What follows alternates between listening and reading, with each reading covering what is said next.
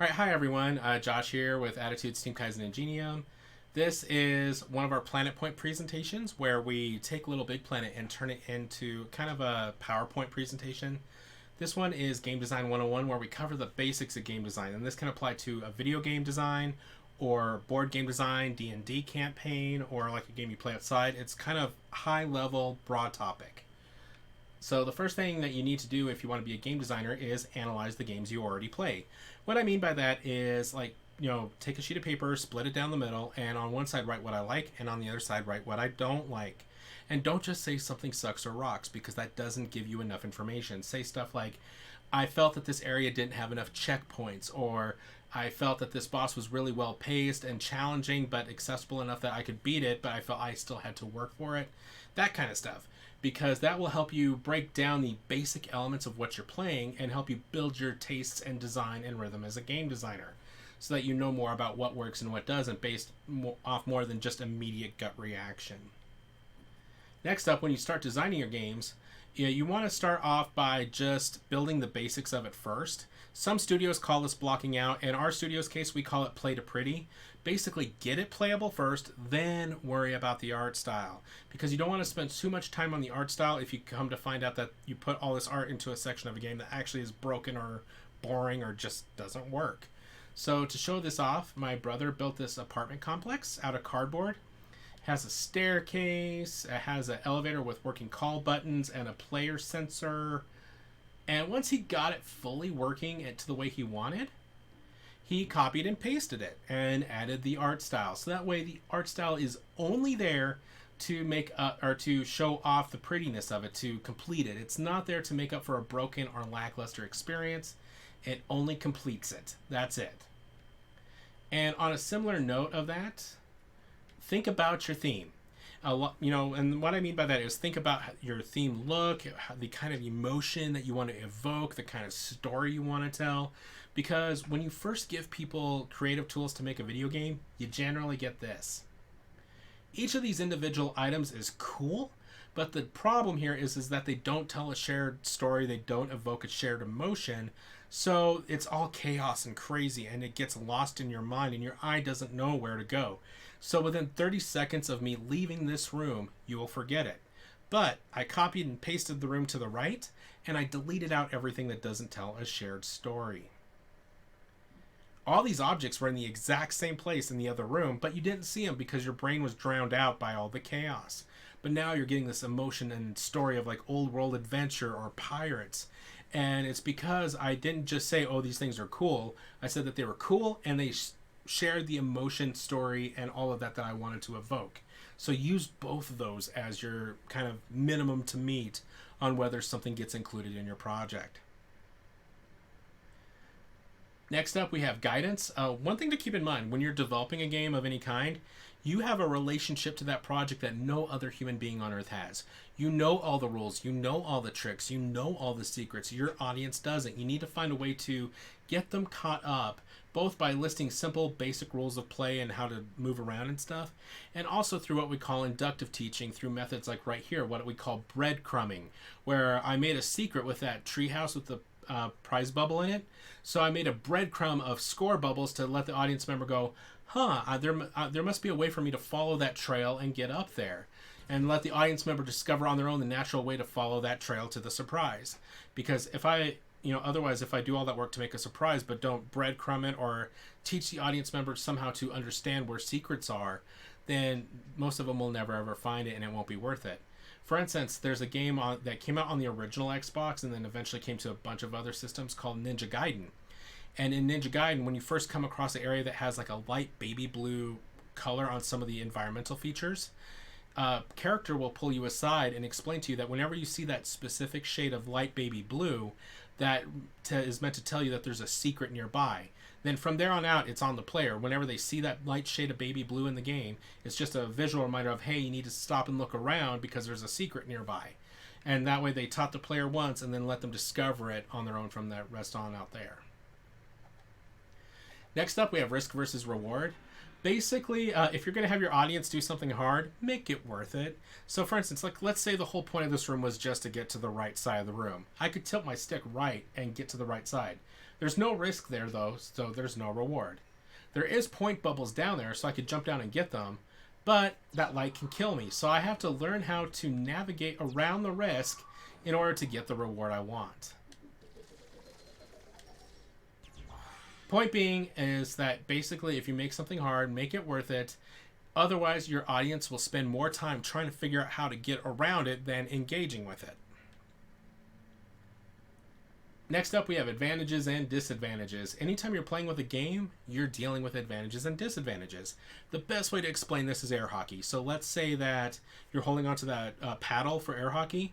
There's an advantage with the fact that you can cover up your goal, but the attached disadvantage is the whole time you're covering your goal, your opponent has complete control of the puck. On the other hand, if we flip the tables around, there's an advantage with the fact that you can reach out and slap the puck towards your opponent, but the attached disadvantage is that while you're doing that, your goal is left wide open and your opponent could score on you. So the whole time you're playing, you're balancing all those advantages and disadvantages in your head so that you try to win.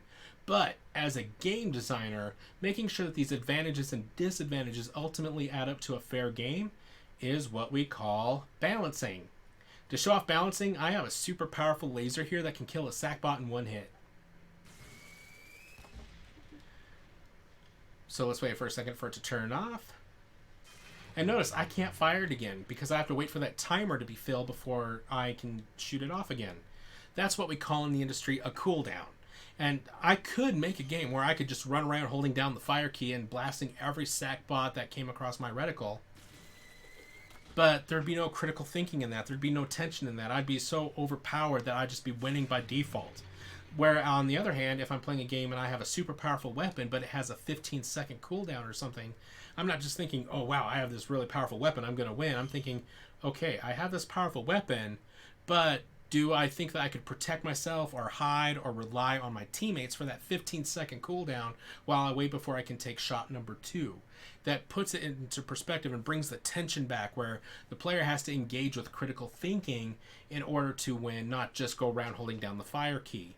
So keep that in mind with balancing and that kind of thing. Next up, we have beta testing. It's an important part of game design and also the single most misunderstood job in our industry. People hear about it and go, oh, that's my dream job. I want to play games all day.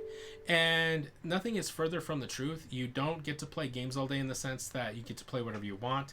Your boss hands you a 2-minute section of a game, and you play that 2-minute section over and over and over and over again until you break it.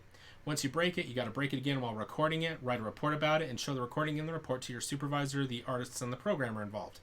Then help them to fix it and then try to break it again. It's very important as a job because you want your team breaking and fixing the game before someone pays, $60 to buy your game and then goes and blows up all over Reddit about how broken it is.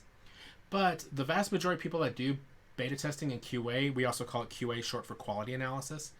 It's because they're going into some other job in the industry that they want, either by, promotion in the, from there, or they're going to college for that other job, and their hope is to get their foot in the door at the company so that way they can get promoted into the job they want once they graduate college or once they've shown enough, built up enough seniority at the company as a beta tester. Most people try to do it for about 6 months to a year before they promote out. And I've known a few people do a life job out of it, but most people, it's a foot in the door kind of job. And so in the process of making your own game, beta testing would just be you and your team members playing your game over and over again, just to try to catch any bugs before you let other people get hands-on with it. Which brings us to focus groups. Focus groups is where you bring people from outside your team to play your game. And people generally screw up here. And what I mean by that is they'll let people play their game and then sit them down in a big boardroom and go, well, what did you think? Problem with that is that people jump immediately into pack mentality on 2 fronts. 1, they're afraid of offending you, so they'll try to candy coat anything they say. 2, they will be afraid of looking like, quote unquote, the stupid person in the room.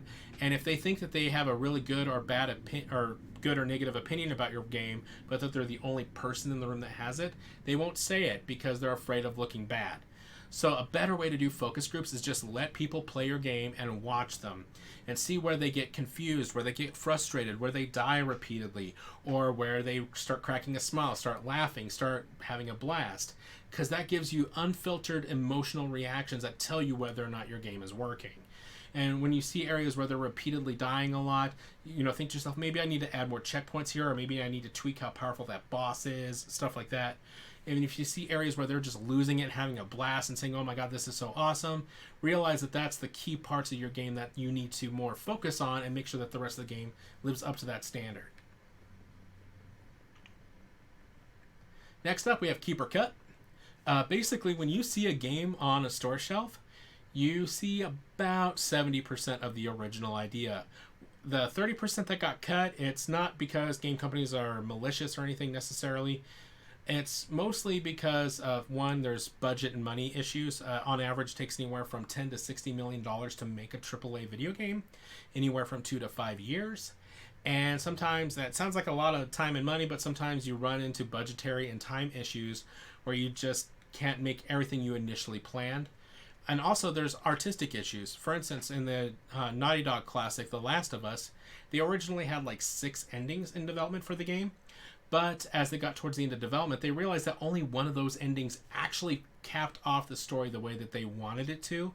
So they cut the other endings just to focus on that one ending. They could have made them all, but they felt that only one of them was strong enough to actually be finished. And so the thing to keep in mind here is that when you start making up a game idea, you'll have a ton of ideas for it floating around. And so I'm just going to pull some numbers out of thin air here. Let's say you have 12 ideas. Instead of trying to make all 12 ideas, think about the 6, 7, or 8 ideas out of them that are the core soul ideas of your game, and focus on making those really sing. Because, your audience, when they play it, they don't know how many ideas were originally thought up for the game. They just know what ideas are actually there in the game they're playing, and 6 to 8 well-polished ideas look a lot better than 12 half-hearted ones. And that doesn't mean that the ones that you're cutting them forever. It just means that you're, setting them aside at least for later. Because, for instance, when the PlayStation 2 launched, there was this game on it called Onimusha Warlords. And it's about samurais in feudal Japan fighting demons and all that kind of stuff. And when they were originally building Onimusha, they had a glitch in the code that would let you knock a demon up in the air and you could juggle it and do all sorts of crazy, cool, fun combos. And the developers looked at that and said, you know what, that's fun, that's cool, but it's not right for the kind of grounded and heavy combat we're trying to do for Onimusha.